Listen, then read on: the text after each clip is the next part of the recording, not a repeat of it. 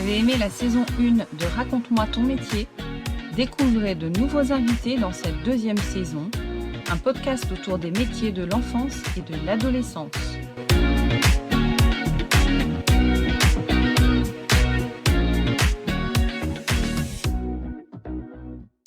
Bonjour à tous, bienvenue dans ce nouveau podcast.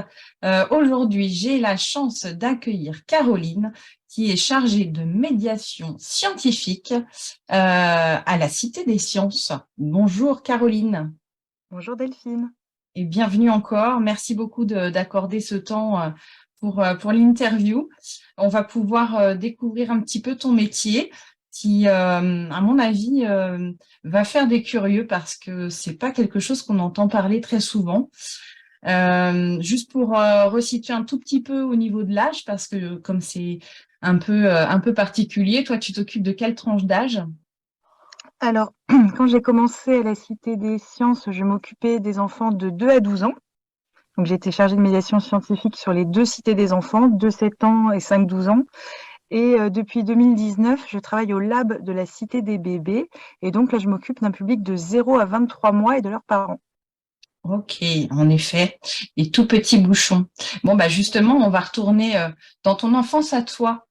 Est-ce que tu gardes des souvenirs de ton enfance et ton adolescence qui peuvent avoir justement un lien avec ce que tu fais aujourd'hui? Alors oui, effectivement, surtout, au musée de Saint-Denis, musée d'art et d'histoire, parce que moi j'ai grandi, à Saint-Denis. Et je me souviens effectivement qu'on nous avait emmenés en visite scolaire, au musée. Et je me souviens particulièrement, non pas de la visite en elle-même, mais d'avoir, franchi une passerelle tout en hauteur qui emmenait à une salle d'activité où suite à la visite du musée, en fait, on avait un atelier un peu d'art plastique, dans le musée.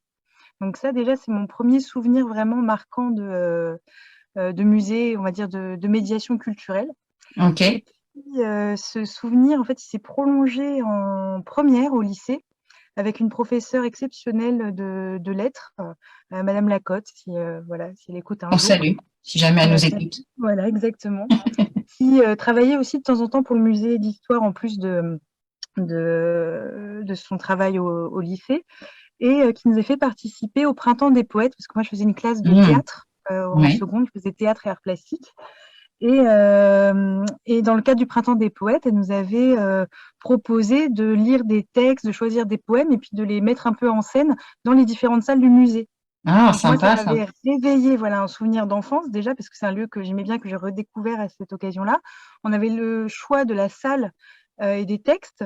Et je me souviens voilà, de ces visiteurs, nos parents, mais pas seulement, hein, voilà, les gens de la ville, qui venaient, puis à qui on faisait la surprise, un moment d'intervenir, de dire des poèmes et de rendre finalement ce musée vivant et attractif et ouais, Hmm. vraiment de l'animer. Et donc, on a fait ça en première et en terminale. Et je crois que vraiment, je me souviens pour mes entretiens après en médiation culturelle, d'avoir réveillé ces souvenirs-là aussi, de me dire en fait, c'est à ces moments-là que j'ai compris que un musée, c'était vivant aussi quand il y avait des gens à l'intérieur pour en parler, pour en faire quelque chose. Ouais, un Et genre cette même, d'animation. Hmm. c'est ça.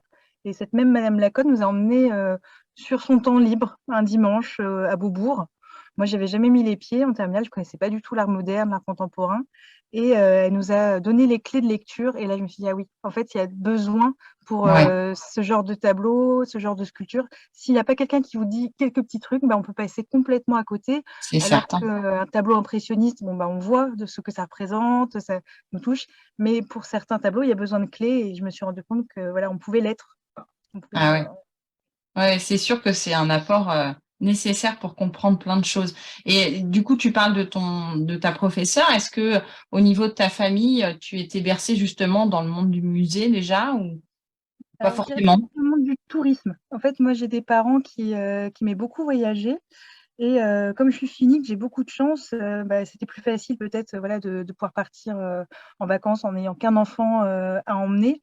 Et donc, j'ai beaucoup de chance de ce côté-là. C'est que j'ai pris l'avion pour la première fois, j'avais 4 ans. On m'a emmenée au Maroc, on m'a emmenée en Turquie, à Malte, en Grèce, en Autriche. Voilà, donc il y a eu cette ouverture quand même Un bain culturel, oui. culturelle. Voilà, donc, et au sein de ces voyages, on allait effectivement un peu dans les musées, mais pas nécessairement non plus de Pas plus façon que ça. systématique. Voilà, c'est ça. Mais en tout cas, cette ouverture voilà, à la découverte et au patrimoine et aux cultures étrangères aussi.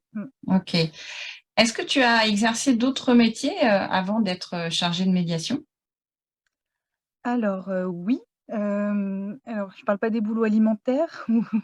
Pourquoi pas, hein, ça fait partie de la vie aussi, hein. C'est ça. J'étais 3 ans et demi en caisse dans une grande surface de bricolage pendant mes études. Donc, malgré tout, ça donne le goût du contact parce qu'en fait, j'aimais pas trop le côté commercial, mais voilà, par contre, le côté proposer les services et tout ça, enfin, être au contact des gens, c'est quelque chose que quand même que Mmh. j'aimais bien. J'ai fait de l'accueil en musée, accueil audio guide, j'ai fait de l'accueil en entreprise, donc voilà, c'était un peu les petits boulots alimentaires. Et Ouais, puis, heu, pendant non, une fois que j'ai terminé mes études de médiation culturelle, j'ai décidé de passer le diplôme de guide-interprète. d'accord. Voilà, parce qu'en fait, je me suis rendu compte que, en fait, le travail que j'imaginais d'être le lien entre les œuvres, les musées, et le public, c'était souvent le guide qui était amené à le faire, dans les musées. Donc j'ai découvert ça, pendant mes stages, j'ai rencontré des guides et donc je me suis dit que finalement, avoir la carte de guide, ce serait quand même une bonne porte d'entrée et donc voilà, j'ai même si je pensais m'arrêter à la maîtrise, du coup, j'ai repris une année, différente Ah pour oui, faire la formation de guide-interprète, donc anglais-allemand parce qu'il fallait avoir, nécessairement, 2 langues et donc avant d'être, chargée de médiation, j'étais guide. Donc d'accord. c'était Donc ça, c'est tu dis, c'est un diplôme qu'on passe après la maîtrise? alors pas forcément après la maîtrise, en fait, c'est un diplôme, qui se passe à bac+2. Donc D'accord. voilà, soit en histoire de l'art, en médiation culturelle ou en langue, et puis après il y a une sélection pour rentrer et puis il y a un an de formation qui est absolument génial. Donc que j'ai fait en même temps que mon petit boulot à Leroy Merlin, donc c'était un peu difficile. Oui, en effet, c'est Ouais, un c'était cumul de mandats. lourd cette année-là. Mais donc voilà, j'ai exercé en tant que guide entre 2006 et 2012. Et donc j'ai pu exercer dans des endroits assez chouettes. Par exemple au Stade de France, c'est un très très Ah, beau souvenir pour moi. Parce que en plus, comme j'ai grandi à Saint-Denis, je l'ai vu se construire. J'ai eh connu oui. la Coupe du Monde en 98. Voilà, j'avais 14 ans Mmh. donc voilà, c'était pour moi, c'est mon stade, quoi. Enfin voilà, Bien sûr, ouais. un Ouais. lien affectif aussi et donc c'est ce qui a marché à l'entretien parce que je n'y connais absolument rien en sport et donc qu'est-ce que je vais aller faire comme guide au Stade de France? Mais en fait, ils ont lu dans mes yeux la passion pour le Partage aussi. monument, pour la ville, pour le partage et donc voilà, ils se sont dit: «Limite les questions de sport, voilà, elle va apprendre sur le terrain». C'est ça. C'est le cas de dire. Voilà, Bravo le jeu de mots. ouais, franchement, c'était jeu de mots, hein, non, non et C'est un stade magnifique, hein. C'est vrai qu'il est incroyable ce stade. il provoque quelque chose Ouais. et je pense que quand on a vraiment, quand on aime vraiment un monument ou quoi, on fait passer des choses différentes et puis les gens, ils sont de toute façon, même quand eux aussi, dès qu'ils rentrent, même les femmes, on peut se dire: même si on n'est pas trop intéressé par le sport, il y a un Ouais, effet mais quand même, c'est waouh, ça, quoi. ça n'a rien à voir en fait. Non. On le voit pas sous le même regard.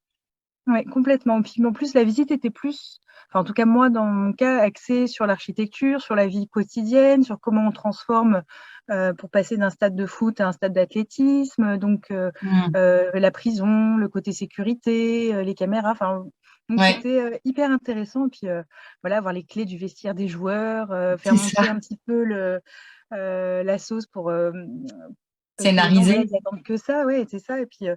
faire passer en bord de terrain avec une musique. Enfin, il y avait toute une mise en scène qui était vraiment très chouette et que Mmh. j'aime beaucoup. Moi, j'aime le côté théâtral aussi, donc C'est ça, ouais. j'en jouais beaucoup.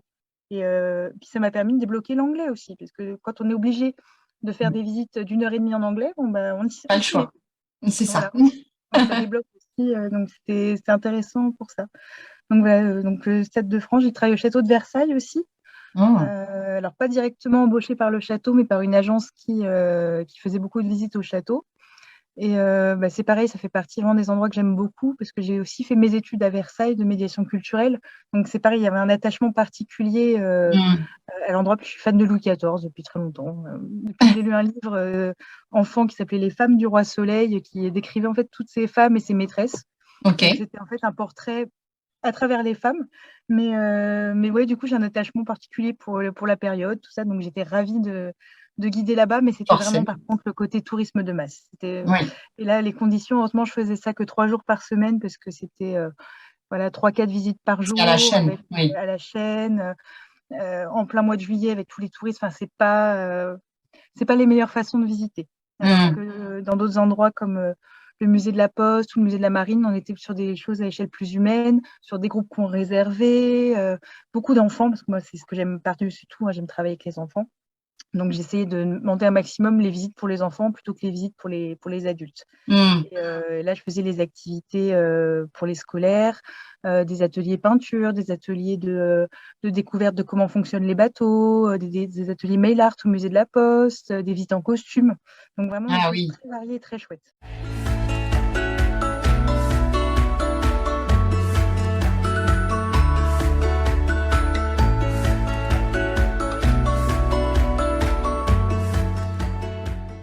Pourquoi justement ce lien avec l'enfance? Qu'est-ce qui t'a attiré dans ce lab des bébés? Euh, Pourquoi ça t'a porté vers ce choix-là? Alors, je saurais pas te dire pourquoi, mais c'est vrai que depuis toute petite, alors déjà, j'ai pas de frères et de sœurs, et moi, j'en demandais tous les ans à Noël. Je dis, mais je veux pas de cadeau de Noël, je veux un petit frère ou une petite sœur. Donc, j'ai toujours voilà, aimé les enfants. S'il y avait une amie de ma mère qui accouchait, j'étais toute contente qu'on aille la voir et de prendre le bébé dans les bras. Enfin, il y avait vraiment, depuis toute petite, cet intérêt pour les enfants, voilà, que je ne saurais pas trop expliquer. Donc, Ouais. mais en tout cas, il a toujours été présent. J'avais réfléchi à être puéricultrice, j'avais réfléchi à être dans l'édition pour les enfants, à être professeur des écoles, enfin vraiment toujours des métiers tournés vers les enfants.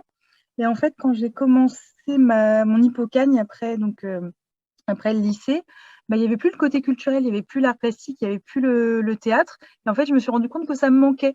Et Mm. donc, je me suis dit, bah, en fait, c'est peut-être Le lien. voilà, c'est peut-être le lien. Donc, la culture, ça finalement, ça t'intéresse. Et les enfants.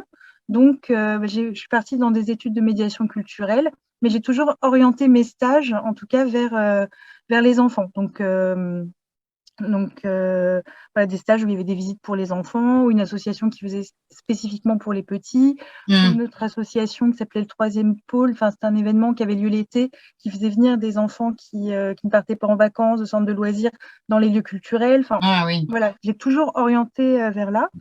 Et j'ai trouvé une annonce sur Pôle emploi quand mon contrat au Stade de France s'arrêtait, où il y avait marqué visite, animation pour les enfants sur des thèmes scientifiques. Donc c'était un peu vague, mais voilà, il y a marqué musée. Il n'y a pas Ça marqué t'a Cité des plu. sciences. Ouais. Il y avait descriptif de poste, mais sans plus d'informations sur le lieu.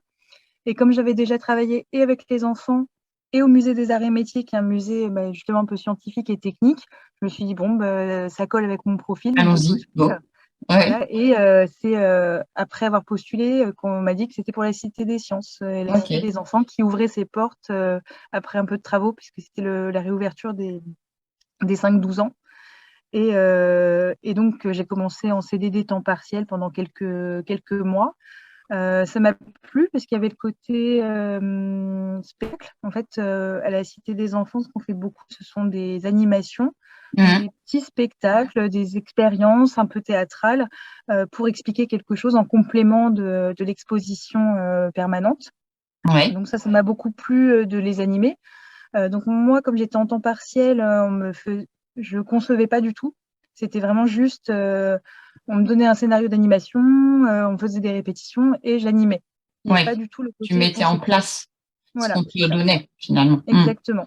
Et sur 3 expos, sur les de 7 ans, les 5-12 ans et à l'époque aussi l'expo Ombre et Lumière. Donc, il fallait quand même se débrouiller assez vite pour les apprendre et être prête à les mettre en place. Mhm. Et puis, j'ai des collègues qui étaient à temps partiel en CDI qui sont passés à temps plein.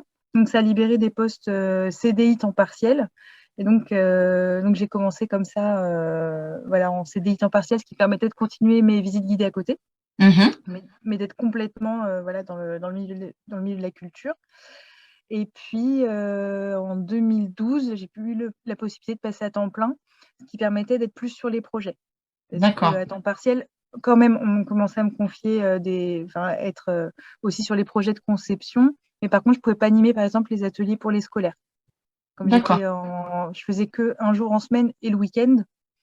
Oui, Voilà, le jour en semaine, ça permettait d'être sur et les moins projets pratique. et de se former. Et le week-end, on était sur le terrain. D'accord. Ouais. Et donc, voilà, le passage à temps plein, ça a permis voilà, de concevoir vraiment ce qu'on appelle les produits de médiation, donc les ateliers pour les scolaires et les spectacles pour le grand public. Et donc, de faire toute la partie recherche, travail en équipe, formation, voilà, donc rendre le travail aussi un peu plus enrichissant que voilà, que juste appliquer ce qui a été conçu Bien sûr, par bah moi. oui, Mmh. toujours plus intéressant. Donc, dans les objectifs principaux, c'est ça en fait, c'est la création de projets pour les enfants comme pour les scolaires, la recherche, la formation. Il y a peut-être d'autres choses?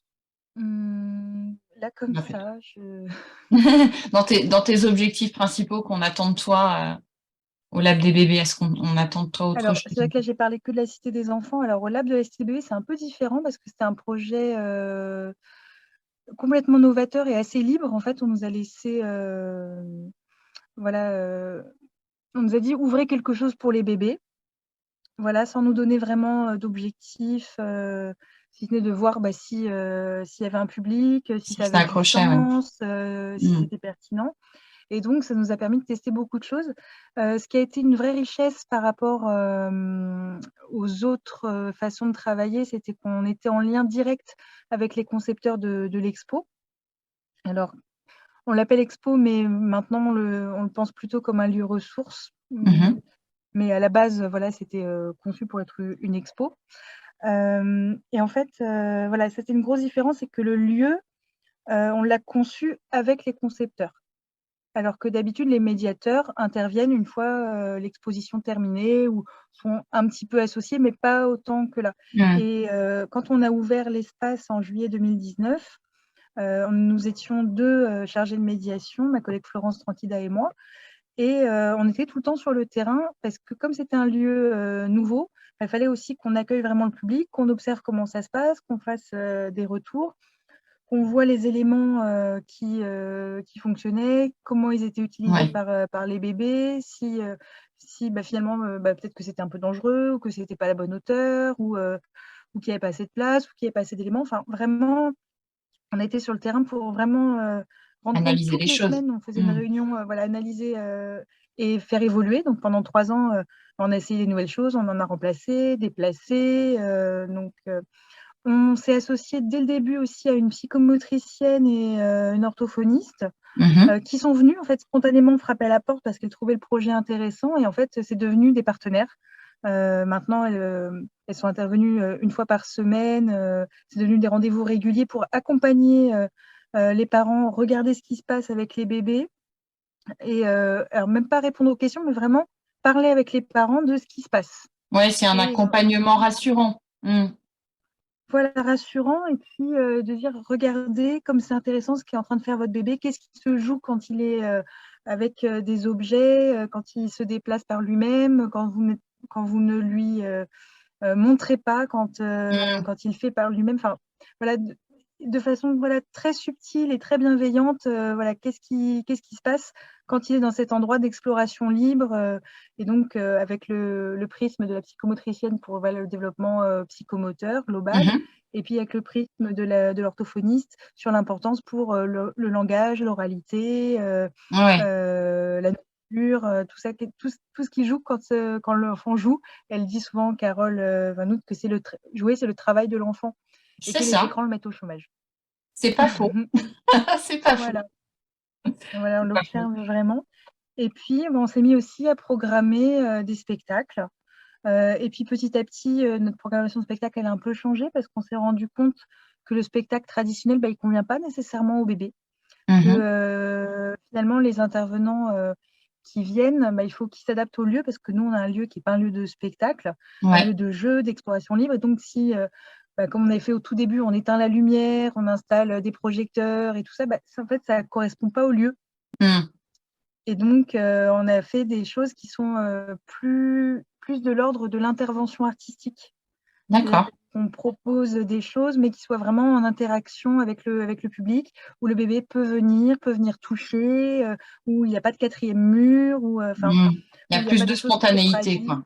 Voilà, Ouais. exactement. plus d'échanges, de spontanéité. Et on a programmé aussi une artiste plasticienne, des intervenants musicaux et des chercheurs qui sont venus. On a 5 laboratoires de recherche qui ont été associés au Lab de la Cité des bébés pour venir parler de leurs recherches avec les parents directement sur les tatamis, Ah ouais. assis avec eux, pas de hiérarchie, pas de PowerPoint. C'est une Voilà. super Vraiment. ouverture, je trouve. Ouais, c'est chouette d'avoir toute cette polyvalence là dans le même Ouais, lieu finalement, avec un le projet bébé au cœur du projet. tout à fait. Voilà, tous autour du bébé pour échanger tout ce qu'on sait, tout ce qu'on apprend avec eux, et puis des lectures aussi avec la médiathèque associée. Enfin, vraiment, Hmm, pour moi, ce qui a été la grosse richesse, c'est un projet transversal, alors que d'habitude, c'est on est ça. vraiment une équipe, la bibliothèque de son côté, les concepteurs d'expo de l'autre, la médiation. Mais là, non, on a intervenu tous ensemble et puis pour faire quelque chose de très chouette. Hmm, ça me donnerait presque envie de refaire un troisième. Non, c'est une blague. Alors, pour l'instant, nous sommes fermés depuis le 23 janvier et le Ah projet mince. pour l'instant est en pause. Donc voilà. Bon, ça va, mais ça va pas me donner de Attends, regrets alors. attends un peu, attends un peu. Non, c'est bon en fait, j'ai donné, mais je pense que je pourrais en emmener des bébés, il n'y a pas de problème. Voilà.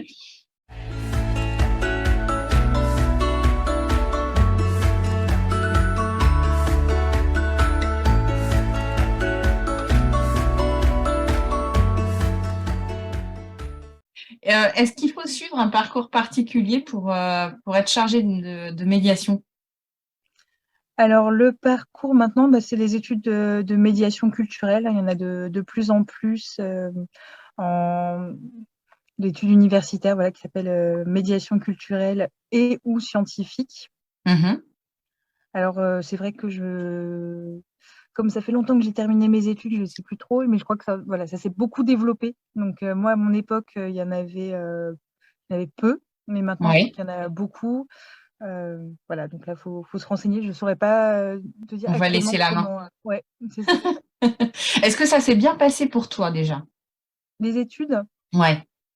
Alors moi, ce qui était un peu spécial, c'est que quand j'ai cherché mes études de médiation culturelle, je sortais d'Hippocagne et du lycée. Et puis comme en fait, j'ai pris un peu l'autoroute pour mes études, voilà, j'avais vraiment pile, même pas 17 ans quand j'ai passé mon bac, donc j'avais aucune expérience professionnelle. Mhm. Et moi, j'ai postulé pour des IUP, qui n'existent plus maintenant, c'est donc Institut universitaire professionnalisant à l'époque, Ok. qui recrutait à bac+1 pour aller jusqu'à bac+4 et avoir une maîtrise professionnelle. Et le problème, c'est que les IUP, en fait, ils attendaient que les gens aient déjà pas mal d'expérience Ah finalement ah, la bonne blague. associative ou des choses comme ça. Et moi, j'avais pas encore tout ça parce que j'avais pas encore été en fac. Ah oui, tu étais jeune. Quand Hmm. on fait une hypocagne, on n'a pas du tout le temps de faire quoi que ce soit à côté. Et donc, je pense qu'en fait, ils recrutaient à bac+1, mais en fait, il y a beaucoup de gens qui avaient déjà bac+2 ou bac+3 et voilà, qui avaient déjà lancé voilà, une association, un groupe de Hmm. théâtre, des choses comme ça. Et moi, j'avais pas du tout tout ça. Donc, j'étais très, très déçue parce que en ayant fait hypocagne, je pensais qu'il y avait beaucoup de portes qui s'ouvriraient. Là, du Bien coup, sûr. dans ce domaine, pas du tout. C'était pas ça qui comptait le plus. Et donc, le seul IUP qui m'a accepté, c'est un qui ouvrait à peine ses portes, en fait. Donc, il devait être moins connu que les autres.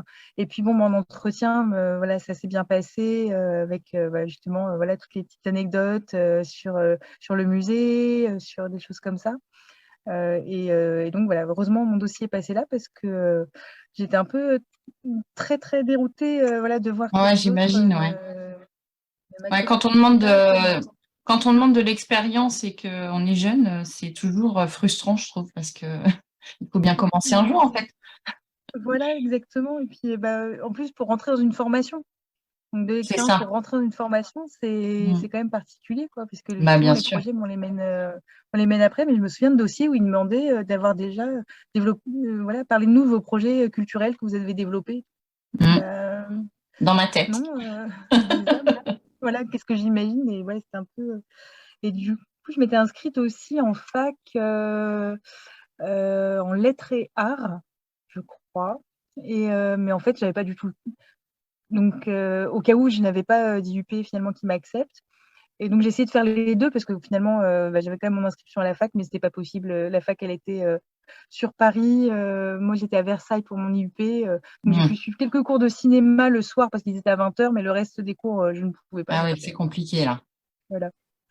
Mais c'était très bien comme ça. Mais voilà mon souvenir d'études, qui était aussi un peu spécial. Donc, comme c'était un IUP qui ouvrait ses portes, en fait, on a un peu essuyé les plâtres, quoi. Donc, par exemple, on s'est retrouvé avec des profs qui étaient chefs de projet chez Renault pour nous expliquer la gestion de projets culturels. Enfin, D'accord. voilà. Bah, Donc, pourquoi pas pour le voilà, musée de l'automobile, ça peut servir, hein? c'est ça. Donc, il y a quand même des choses, voilà, un petit peu bancales, un peu particulières, et puis d'autres très chouettes. Mais je dirais que ce qui a été vraiment très formateur, c'était les stages, hein. Vraiment, pour le coup, j'ai fait mon stage dans une école de musique, je crois, la première année pour organiser un peu la communication. J'ai fait un stage dans une super association qui s'appelait l'Esprit culturel, qui dépendait d'une école de médiation culturelle, une école privée. Et là, je remercie Elsa Astin, si elle m'écoute aujourd'hui, qui était une maître de stage formidable, qui en fait, donc l'association faisait des visites de musées pour les enfants avec des livrets, donc des livrets-jeux qu'on concevait, puis elle m'a laissé en concevoir un. Donc voilà, de faire les recherches, de savoir comment on faisait passer les informations pour les enfants, de faire des comparaisons, par exemple, dire, ouais, tu vois, par exemple, là, tu mets 3000 tonnes, mais pour un enfant, ça parle pas, donc il faut comparer à quelque chose de concret. Enfin, c'est elle qui m'a vraiment, vraiment donné les clés de la médiation culturelle. Ok. Et qui m'a laissé aller faire une visite dans un musée un jour où il n'y avait qu'un enfant, et sinon elle aurait été annulée. Donc là, comme j'étais la stagiaire, voilà, j'ai pu aller le faire. Donc je me souviens, c'était au musée Guimet. Donc ça me marque, hein, quand même. Pourtant, c'était Ouais. il y a, voilà, je devais avoir 18 ans à peu près.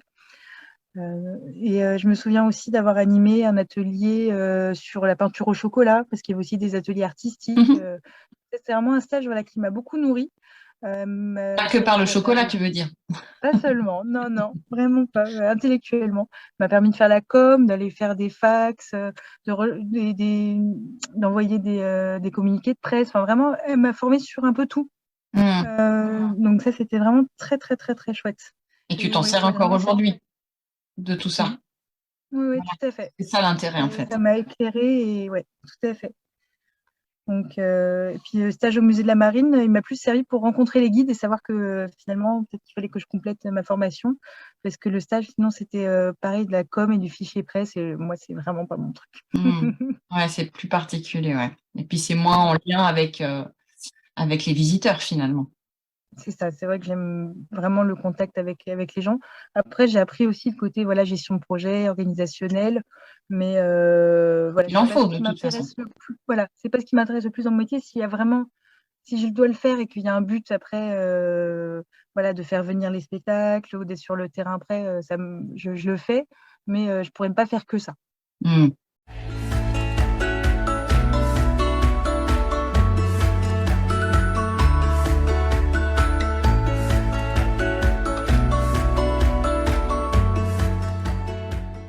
Alors, Caroline, est-ce que quand tu as commencé à la Cité des Sciences, tu t'es rapidement rendu compte que tout réussissait plutôt bien, ou au contraire, est-ce que ça a été compliqué de mettre des choses en place? Comment tu as vécu les choses un peu? Alors moi, ce qui a été un peu particulier, c'est que j'ai commencé à temps partiel et donc au début, j'étais pas associée vraiment au projet. Donc j'étais en CDI, donc j'étais quand même dans un endroit où j'étais censée un peu faire ma place, mais j'étais un Un peu peu mise à l'écart. un pied dedans, un pied dehors, voilà. Hmm. Donc ça, je dirais que c'est ce qui a été un petit peu compliqué au début. Et puis le fait de passer à temps plein a quand même un peu changé les choses parce que là, voilà, je croisais les collègues en permanence, j'étais plus en décalage de la même manière. Et puis bon, peut-être l'âge aussi fait que j'étais plus sûre de moi pour devenir chef de projet sur certaines animations, parce qu'on m'avait Assumer tes pas choix. accordé encore. Ouais, c'est ça. Dire, voilà, je sais que ça c'est effectivement ce thème-là, j'ai envie de le traiter comme ça, j'ai envie de telle scénographie, parce que finalement on est un peu metteur en scène des animations, on choisit, voilà, on écrit le scénario, on fait les recherches, on choisit quelle est la forme qu'on va mettre en place. Alors, je pense que mon tout premier projet, il était un peu ambitieux au niveau de la mise en scène, parce que il y avait du théâtre d'ombre, il y avait des espèces de marionnettes, il y avait des projecteurs, il y avait du son enregistré. Après, on levait un rideau, on faisait un conte. Alors, on finissait, on était un peu en âge, et puis voilà, c'était un peu too much. Donc, si on devait reprendre ce scénario-là, j'y pense, hein, pour les bébés, il faudrait faire quelque chose de très simple, je pense, en mode théâtre d'objets, avec beaucoup moins de moyens. C'est un peu grosse production. Et puis petit à petit, effectivement, on apprend. Et puis Bien sûr. on fait un peu différemment. On se dit, en fait, arrête de vouloir faire trop compliqué dans la forme, va un peu plus à l'essentiel, à quelque chose de plus simple, plus esthétique. Mais par contre, j'ai toujours aimé écrire les scénarios, et ça, je crois que c'est ma grande force. Et puis le côté vraiment pédagogique, de savoir vraiment me mettre à la portée de mon public, qu'il soit tout petit ou un peu plus grand. Ça, je pense que c'est des choses que j'ai plutôt bien réussi à faire. Est-ce que tu pourrais me dire un petit peu les qualités qui sont nécessaires pour exercer correctement ton métier? Alors, tu me parles de te mettre un peu justement à la place, enfin, envisager les choses à la façon d'un enfant ou d'un bébé, ce qui n'est pas forcément évident. Est-ce que tu penses à d'autres qualités? Le sens du contact, hein, il faut vraiment aimer les gens, être accueillant. Il faut avoir aussi, je dirais, quand même aussi une humeur égale, parce que c'est important. On est la vitrine aussi d'un établissement, donc on ne va pas se permettre d'être de mauvaise humeur. C'est pas Ouais, pas puis trop face trop. aux enfants, c'est vrai que c'est difficile, hein, de montrer ces sautes d'humeur. Donc, oui, j'imagine bien. Voilà. Après, je dirais, alors c'est vrai que surtout avec les bébés, il faut être à l'écoute. Vraiment, il faut voir, avoir une forme un peu, d'empathie très forte, pour savoir exactement ce qu'il faut à quel moment. Par exemple, moi, ce que j'ai trouvé très chouette au Lab de la Cité des bébés par rapport à la Cité des enfants, c'est qu'on a conçu plusieurs animations, et au lieu de les programmer comme on fait la Cité des enfants pour 1 mois, 2 mois, 3 mois, en fait, on les a dans notre escarcelle, et on choisit laquelle on fait.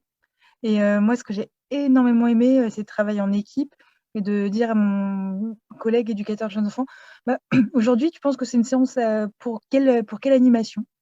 Et puis qu'ils me disent, aujourd'hui, je pense que c'est plutôt les récifs coralliens, le spectacle avec les marionnettes. Ou aujourd'hui, c'est plutôt atelier chanson.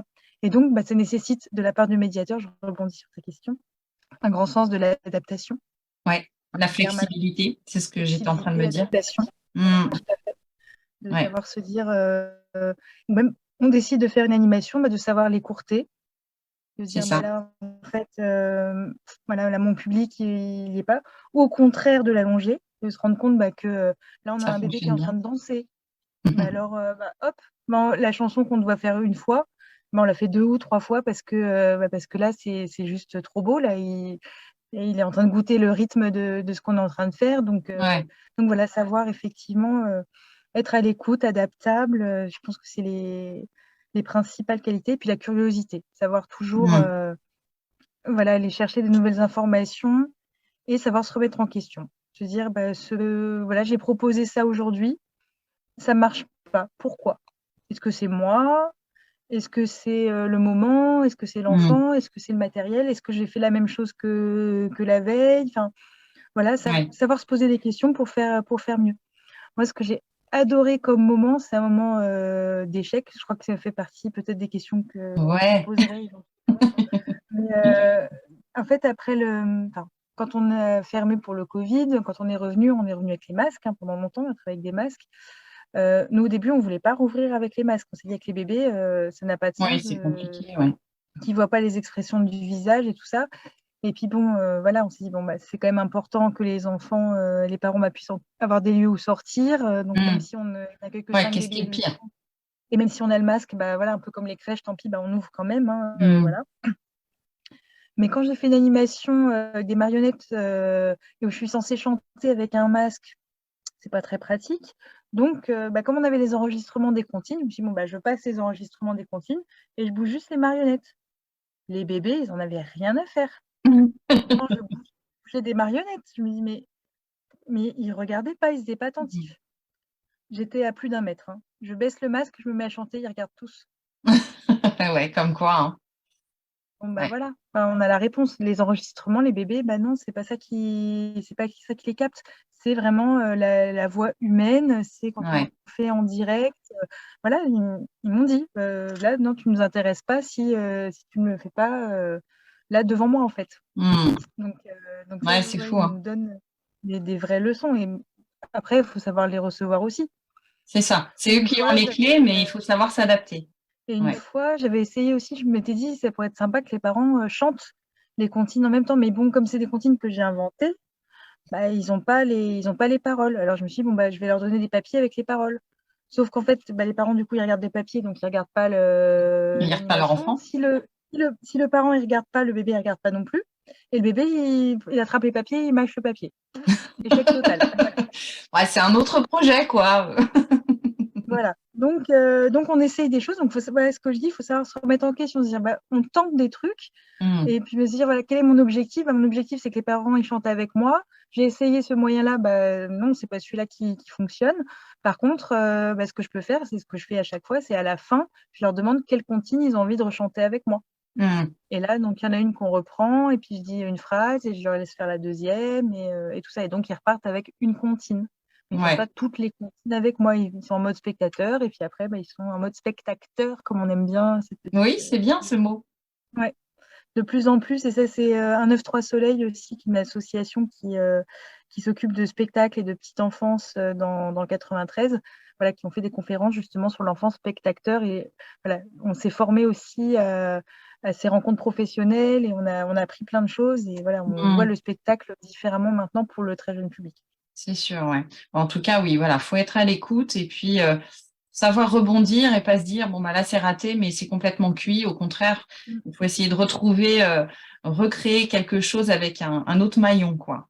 Ouais et C'est être du boulot, créatif, c'est hein. bien. Bravo. Être Ouais, créatif, c'est très bien pour ce métier-là. ouais, c'est sûr, c'est sûr. Est-ce que tu as des journées types ou est-ce que c'est très variable d'une journée à l'autre? Alors, c'est variable, mais il y a quand même des journées types. Ah, alors tu vas pouvoir nous raconter un petit peu? Oui, alors quand le lab de la Cité des bébés était ouvert, une journée type au lab de la Cité des bébés, on va dire que c'est, bah, venir un petit peu avant l'ouverture, pour, vérifier que, le lab de la Cité des bébés est en état.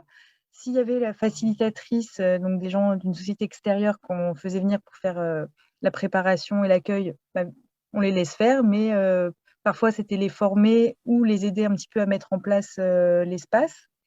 Les aider à accueillir les parents, c'est-à-dire qu'elle, elle prenait les inscriptions, mais nous, c'était bien parfois d'être présents juste derrière pour, repréciser certaines choses, répondre aux petites questions, proposer tel ou tel objet pour, selon l'âge, des enfants.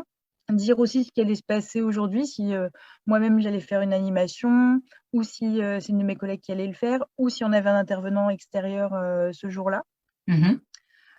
Donc venir faire l'animation si c'était le jour où on avait décidé de faire l'animation.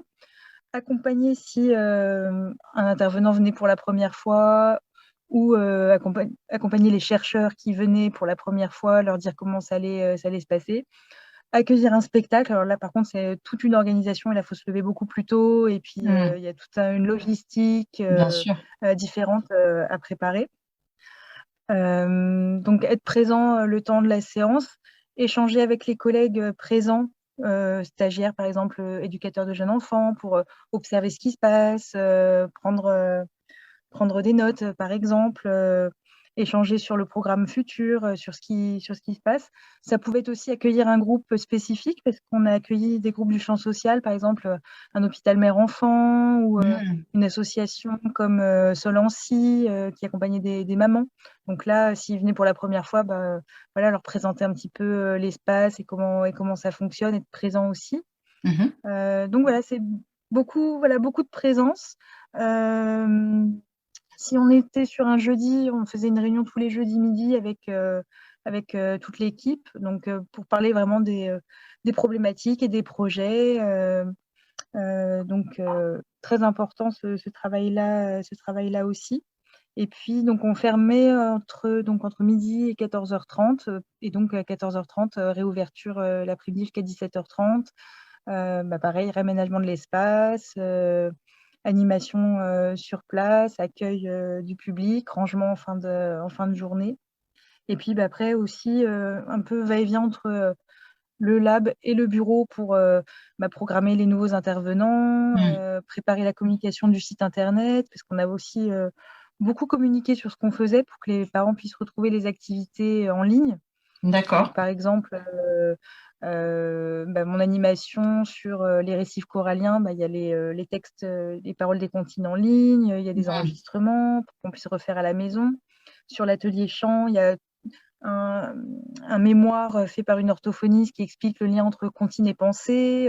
Il y a aussi un résumé. Donc, tout ça, c'est l'équipe qui choisit, qui met en ligne. Donc, voilà, il y a tout ce Ouais, travail c'est une aussi mise en de. réseau, ouais. Mm. Ouais, c'est ça. Et puis, l'organisation de journées professionnelles, qu'on a fait à peu près une fois qu'on a essayé de faire une fois par mois, une fois tous les 2 mois, parce qu'il y a beaucoup de gens qui étaient très curieux de ce qu'on a fait, de ce projet qui était très innovant. Donc, on a rencontré des responsables de crèches, de multi-accueil, des responsables de la ville de Paris, d'autres musées. Enfin, vraiment, ça a été. Mm. Ça doit Voilà, donner des idées, ouais, ça doit éveiller la curiosité et donner envie à des musées de s'adapter justement à des tout à enfants tout fait. petits, quoi. Mm.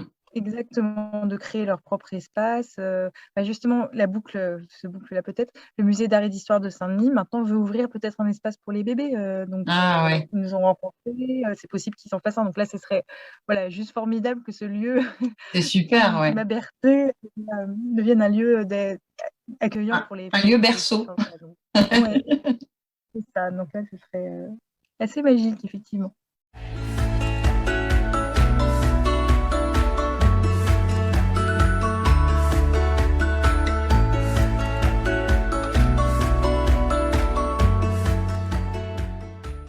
Bon, on touche bientôt à la fin, mais j'ai encore deux petites questions pour toi. Il y en a une, tu as répondu en partie, mais bon, peut-être que tu as d'autres choses à dire. Mais déjà, est-ce que ton métier t'a amené à faire des choses auxquelles tu ne t'attendais pas? Alors, mon métier m'a amené à chanter. Ça, je m'y attendais pas. Alors moi, j'aime beaucoup chanter depuis toute petite, mais voilà, la chorale du collège, des anniversaires, karaoké, des choses comme ça. Et en fait, avec les bébés, le chant, c'est vraiment une forme de médiation très adaptée aux tout Hmm. petits. J'y avais pas songé plus que ça quand on a ouvert le lab des Cités des bébés. On a commencé par un conte sur le cacao qu'on avait testé avec ma collègue en crèche quelques années auparavant, quand ma fille était à la crèche et la fille d'une collègue. On avait saisi l'occasion pour tester des choses. Mhm. Et puis, comment c'est venu? C'était quand on était sur justement l'animation des récifs coralliens qu'on avait fait pour les 5-12 ans et pour les 2-7 ans. Mais en fait, c'était une forme avec un pirate, donc il y a un personnage quand même qui peut faire peur aux enfants et encore plus aux tout bébés. Il y avait un quiz. Un quiz, tu peux pas le faire pour les bébés. Et donc, en fait, on s'est dit, pourquoi pas le mettre sous forme de comptine? Ouais, il a fallu adapter, quoi. Parce qu'on avait vu aussi des spectacles où il y avait des comptines. On avait fait Mhm. venir un spectacle qui s'appelle Album et comptines de la compagnie Rebondir, qui sont vraiment des gens formidables. C'est une compagnie qui est à Tours. Et je pense que ça nous a aussi un petit peu, ça a semé une petite graine. Et en fait, quand ils étaient présents pour venir faire leur spectacle, moi j'étais en train de réfléchir à l'écriture des comptines, et puis je leur ai fait relire. Et puis on a échangé avec eux, puis finalement on les a embauchés pour nous aider un petit peu, pour faire un peu conseil artistique sur cette création. Mhm. Et voilà, donc c'est devenu quelque chose, voilà, un vrai produit fini, bien Mhm. travaillé, et tout ça. Et voilà, je pensais pas forcément, voilà, que j'allais chanter autant. Et puis du coup, ça m'a donné envie, moi, de faire une formation de chant derrière. Donc j'ai Ah, pris 3 semaines de CPF, voilà, l'année suivante, parce que les comptines, on les a fait enregistrer par la compagnie, parce que moi, je n'osais pas encore chanter. Et maintenant, voilà, j'ai franchi le cap, et ça m'a même mis voilà, faire une formation de chant. Et maintenant, je chante même sur scène depuis très peu de temps, mais même des chansons voilà, que j'ai écrites moi pour les adultes. ah, super, Mais voilà, je super. pense que c'est vraiment par le fait de passer par les enfants, un public que je connais bien, le milieu Hmm. professionnel, qui m'a permis de développer quelque chose qui était en fait enfoui en moi de façon personnelle, mais voilà, c'est ce De prendre qui confiance. m'a emmené. Oui, prendre confiance, effectivement. Ok, eh ben bravo, hein. Bravo. Bah, du coup, je suis curieuse. Il faudra que j'aille fouiner pour écouter ça. Sur mon Instagram, voilà, tu pourras Ok, aller voir. eh ben, je vais aller écouter ça. Est-ce que, pour terminer, tu pourrais nous raconter un de tes meilleurs souvenirs? Parce que tu nous as raconté un pire souvenir, mais il y en a peut-être d'autres, hein. J'espère pas, mais un meilleur. Alors, j'ai envie d'en raconter un qui date d'un petit peu d'avant, qui est au musée de la Poste, parce que je faisais des visites en costume. Mhm. Et ça, pour moi, c'est un souvenir vraiment, vraiment excellent. C'est-à-dire de changer de personnage plusieurs fois, d'être un facteur, un courrier du Moyen Âge, puis un facteur de la petite poste de Paris de 1760, puis un facteur rural des années 1830, et enfin un aviateur. Et de voir des gens qui ont l'impression vraiment que que c'est pas la même personne qui arrive à chaque fois alors que je changeais juste de costume. Bon, au bout de la troisième fois, quand même, ils ont compris. Mais, mais pour moi, c'était une façon d'animer, de lier le théâtre, la culture, le musée. Enfin, c'était Ouais. voilà, c'est un de mes meilleurs souvenirs, voilà, de médiation culturelle. Mais en fait, on va Après, te mettre sur scène pour faire des comédies musicales, si je comprends bien. oui, c'est Le ça, théâtre, la musique, l'histoire, voilà. c'est ça. Si jamais, Ouais, ouais. si jamais quelqu'un nous entend et qu'on Voilà, recherche une Caroline sur scène. c'est ça, voilà, ou dans un musée. J'ai plein de beaux souvenirs, hein, vraiment, je suis désolée. Un très beau souvenir Oh aussi bah au non, musée de la sois pas Marine, désolée. de visite comptée avec les tout petits, avec les 3-6 ans. On racontait Petit arbre veut naviguer, donc on a une petite figurine d'arbre juste en papier découpé, cartonné, enfin vraiment un truc Tout simple. tout simple. Mais ce petit arbre, il voulait devenir un navire. Et donc, on passait devant les tableaux, et puis on voyait une forêt, puis un bateau au loin.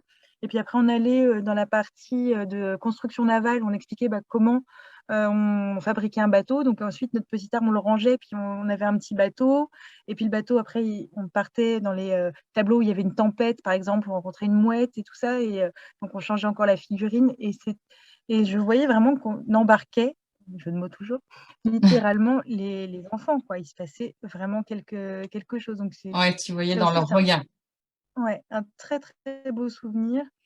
Et puis, peut-être quand même à la Cité des Sciences, à la création d'un, d'une animation sur le thème de la nutrition, parce que j'avais fait une formation aussi j'avais commencé une formation de diététique. Mhm. Et donc, j'avais monté une animation qui s'appelait Un banquet presque parfait. Et où on expliquait justement les familles d'aliments, tout ça, mais avec des personnages de contes de fées. Donc, par exemple, on avait Hansel et Gretel qui mangeaient trop de sucreries. Donc, la famille du sucre, il en faut un petit peu, mais pas trop. Et puis, la famille, le loup qui voulait manger beaucoup de viande, tout ça.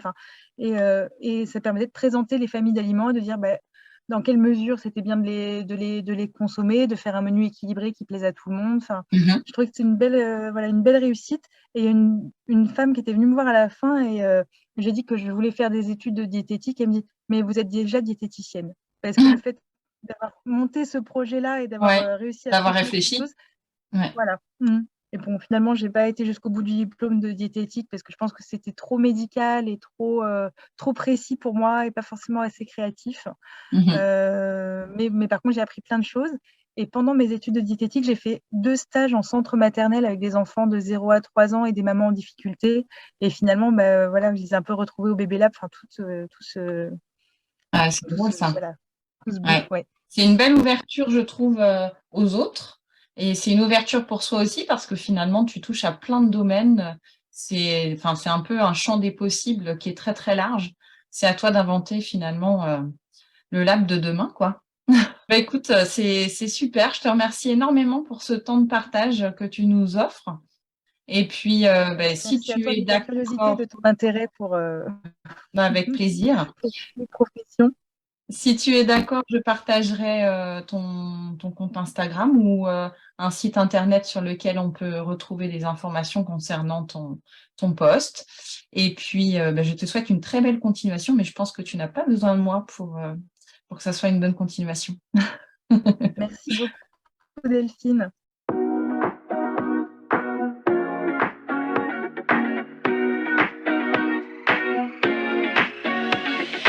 Cet épisode est à présent fini. S'il vous a plu, n'hésitez pas à liker, commenter et à en parler autour de vous ou partagez-le sur les réseaux sociaux. À très bientôt pour un nouvel invité.